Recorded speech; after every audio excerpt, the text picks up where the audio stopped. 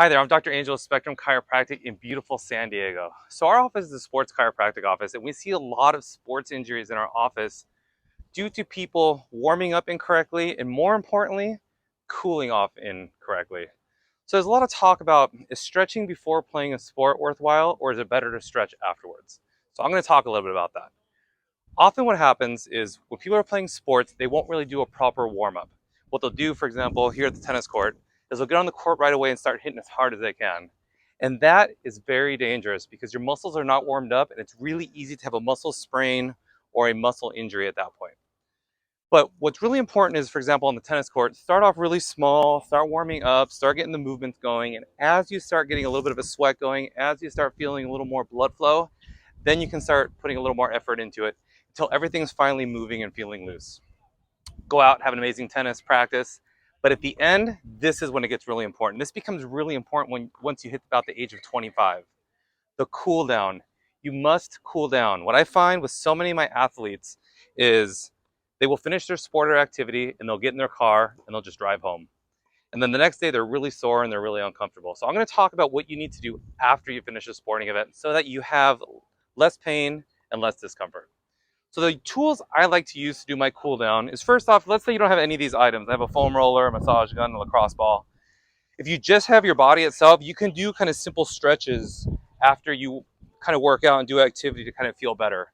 But what I find works even better, and the tool that I use most, is I have one of these massage guns in my tennis bag. What this does is, this massage gun basically you can use all through the muscle bellies to basically loosen up and get rid of all the lactic acid that's built up and any sort of muscle tightness that's in there. So what I recommend with basically the massage gun for tennis players, let's say, or for any sport really, is use it through the main muscle group. So what I would say is use it through your quad muscles. This is going to help just kind of get that all loosened up.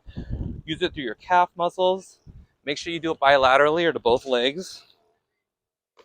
But also places that are going to be really important are the glutes. So get into the glutes, the glute max, the glute medius. Get it into the hamstrings, which are going to be really important as well. And getting it into the low back muscles. The thing with these massage guns, though, is if you put it over a bony surface, it's going to really hurt. So you want to use it over the nice, beefy muscles. Same thing for my tennis players. You're going to want to use it into the arms, even into the pec muscles, even into the upper back and the traps. So spending a good 5 minutes of just kind of using that to basically get all that lactic acid is going to be huge. All right, let's say you're like, I don't have a massage gun. I don't want to spend money on one.